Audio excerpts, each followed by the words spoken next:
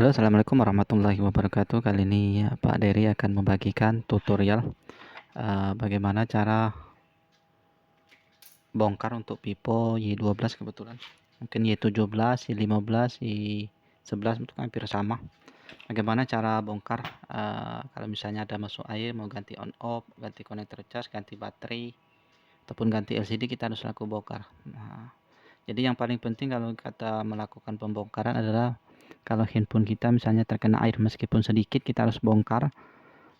Meskipun misalnya ada tetesan hujan sedikit, untuk memastikan supaya dia tidak rusak parah dan handphone kembali normal, baiknya akan kita bongkar saja seperti itu. Bagaimana cara bongkarnya?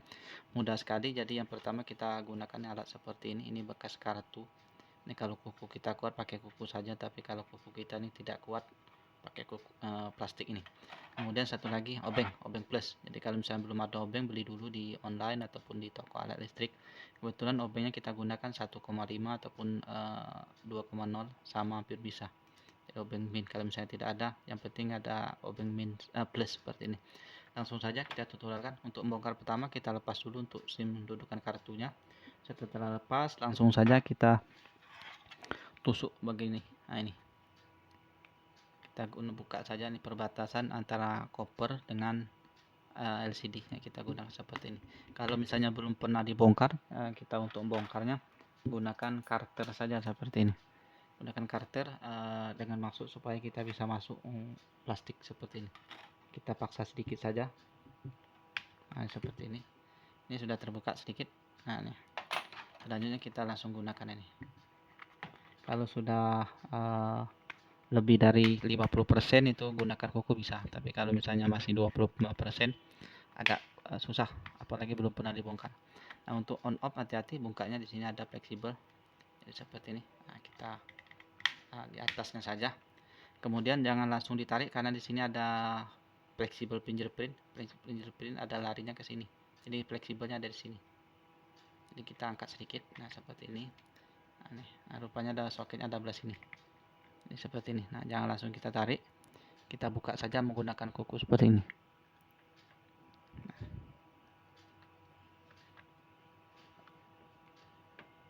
Nah, ini sudah lepas, baru kita lepas seperti ini. Ini sudah selesai. Jadi kalau misalnya ada masuk air, kalau belum ada obeng, sebaiknya seperti ini dulu supaya air berada di dalam cepat langsung menguap. Karena kalau misalnya pasti tertutup oleh back cover seperti ini ibarat mangkok, jadi bagian luarnya saja yang kering, tapi bagian dalam masih ada air. Jadi kalau sudah terbongkar seperti ini sudah 50% harapan untuk handphone kita kembali normal, karena air cepat menguap, apalagi misalnya kita timbun di tumpukan beras ataupun di hard dryer seperti itu. Apalagi kalau misalnya sudah ada obeng, langsung saja kita bongkar semuanya nih. Ini bautnya sudah kita lepas, ini ada obeng, kita bongkar saja nih. Nah, tutorial sedikit saja.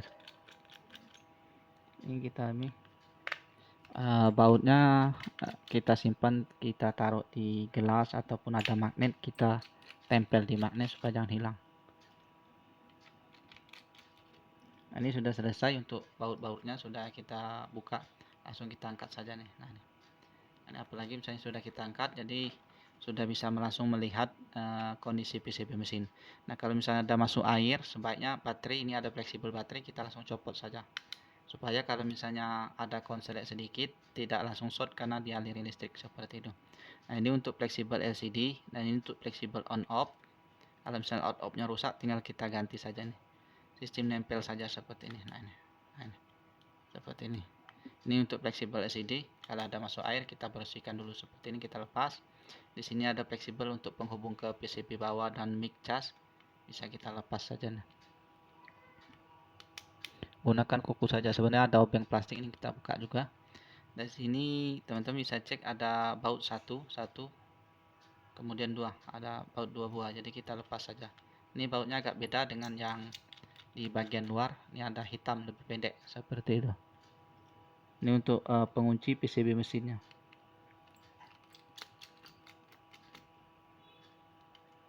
Setelah ini lepas, bisa kita langsung angkat untuk PCB mesinnya. Untuk mengangkatnya kita buka dari sini saja, karena ada nyangkut di bagian sini, ada masuk bagian sini, jadi kita congkel angkat bagian sini. Sebenarnya kita angkat dari kamera depan saja nih, kita lepas kamera depannya. Nah, langsung angkat, langsung ikut ya seperti ini. Nah, di sini ada kabel. Ini kabel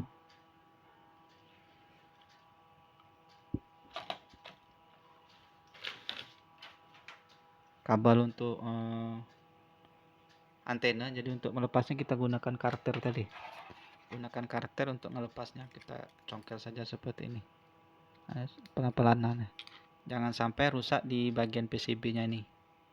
Nah, kalau di kabelnya rusak tidak masalah. Nah, di bagian sini yang untuk soketnya ini yang kita harus hati-hati, karena di sini kalau misalnya lepas kita mau solder itu belum tentu serapi seperti ini. Jadi kalau sudah solderan biasanya sinyal akan berkurang seperti itu. Nah, ini kamera depan bisa kita lepas saja nih, lem satu, kamera depan, dan kamera belakang ada dua. Ada tidak masalah, ini jangan takut tertukar karena dia beda. Nah, seperti ini. Jadi yang kuningnya ada di atas, kemudian yang lebarnya ada di bawah. Ini sudah PCB-nya sudah selesai kita lepas. Kemudian di sini ada mikrofon. Nah, ini mikrofon. Kemudian sini ada lampu bleed, lampu sensor proximity. Di sini ada soket ini. Ini speakernya untuk mendengar kalau misalnya ada kerusakan. Ini dulu kita bersihkan di PCB-nya. Nah, di sini untuk mic-nya ada nyambung ke sini. Kemudian ini kamera depan, ini kamera yang besar, kamera samping, kiri kan, kamera belakang, ini kamera depan. Untuk di bagian sini ini aman kalau misalnya tidak ada masuk air, tidak akan masuk air karena ini rapat sekali di PCB mesinnya ini. Nah, di sini kita cek rapat sekali karena belum dikoyak. Di bagian sini juga sama, rapat juga, tidak ada celah air. Jadi untuk kita pastikan di PCB ini aman. Di sini juga aman, tidak ada bekas lubang, jadi air tidak bisa masuk. Dan di sini yang bermasalah kalau ada masuk air terendam, di sini ada lubang, dia masuk di sini. Di sini juga, di sini aman juga, tidak ada celah. Kemudian di sini mikrofon.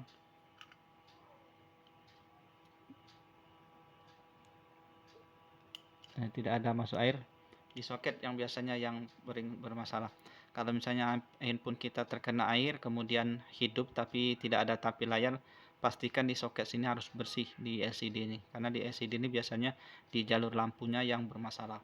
Kalau misalnya di sini bersih, PCB-nya bersih, tidak ada yang hitam, kita cek di fleksibel LCD-nya juga ada bolong, biasanya ada coklat hitam, biasanya kosong hitam gosong, sudah dipastikan LCD-nya ini rusak, jadi jalur fleksibelnya putus.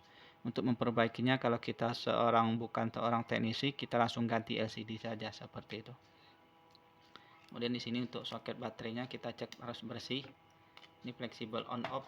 Di sini ada, ini harus bersih juga, soalnya tidak boleh ada yang kotor. Kalau misalnya ada hitam biasanya short, misalnya ada terkoneksi ground ke jalur power, dia mati hidup saja, seolah-olah kita tekan posisi on off-nya ditekan, jadi mati hidup. Kemudian kalau misalnya konslet di fleksibel on volumenya, maka dia akan bergerak sendiri. Nah, itu biasanya kita bersihkan saja, kita keringkan. Untuk mengeringkannya kita cek fisiknya dulu, di mana yang banyak sekali misalnya ada korosi, itu kita harus langsung head dryer ataupun kita taruh di setrika listrik ataupun kita jemur.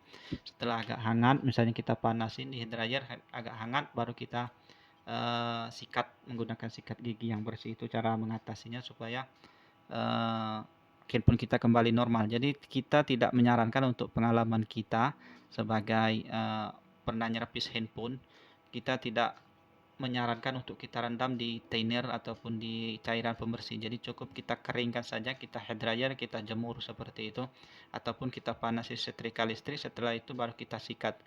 Nah, itu untuk pemanasan itu fungsinya adalah untuk merubah kalau dia ada bekas air langsung menjadi pasir, menjadi debu. Nah, debunya tadi untuk supaya langsung hilang, kita langsung sikat saja seperti itu menggunakan sikat gigi kering. Untuk posisi bagian bawah sama caranya, sama seperti ini. Jadi sekarang kita lakukan perakitan ulang di sini bagian kamera atasnya. Nah, untuk kamera kalau misalnya pemasangan setelah dipasang tidak tampil, baiknya teman-teman buka lagi, kemudian lepas fleksibelnya seperti ini, kemudian pasang lagi. Itu cara mengatasinya. Kemudian kita lakukan perakit kembali.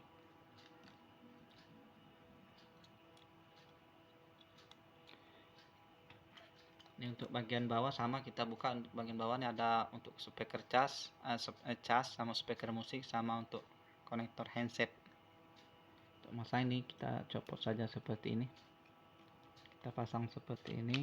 Nah, kita rapikan lubangnya, on off. Ini LCD, ini cas, kemudian ini untuk penghubung bawah, ini baterainya, kemudian kita pasang antenanya.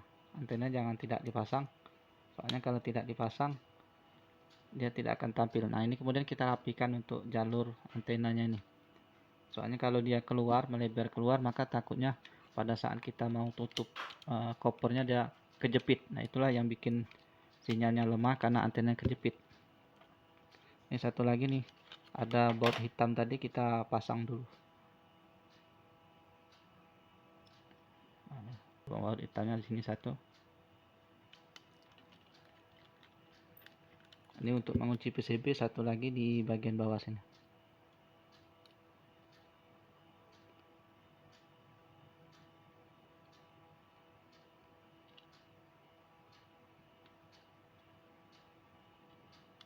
Ini mohon maaf, ini video kita ini tanpa diedit, jadi kurang bisa edit. Jadi kalau misalnya di skip sedikit-sedikit saja teman-teman bisa. Kalau misalnya sudah senior, tidak bermanfaat video ini, di skip saja. Kemudian kalau ada pertanyaan, tulis saja kolom komentar. Kalau misalnya ada perlu, ataupun untuk pembelian barang, nanti teman-teman cek saja di kolom deskripsi, ada semua. Misalnya beli baterai, beli fleksibel on off, beli kamera depan, beli speaker, beli antenanya, kemudian beli speaker musik, beli konektor cas, konektor mic, ada semua. Nanti teman-teman cek saja di list. Kemudian bisa kita pasang penutup atasnya nih. Saya kira ini saja, mudah-mudahan ini bisa bermanfaat. Kita kira kita cukupkan sekian saja. Ini sudah dianggap selesai saja. Kita baut semuanya. Setelah kita baut, kita pasang kopernya. Untuk pemasangan koper, baiknya kita pasang dulu antenanya dulu. Bukan antena, fingerprintnya dulu seperti ini. Kita tarik sedikit, hati-hati nariknya, jangan sampai terlalu kencang. Fingerprintnya hanya nempel saja, tidak ada pengunci sebenarnya di bekas penguncinya, tapi ini sudah penguncinya sudah hilang. Kalau ada pengunci, ada baut lagi satu seperti ini.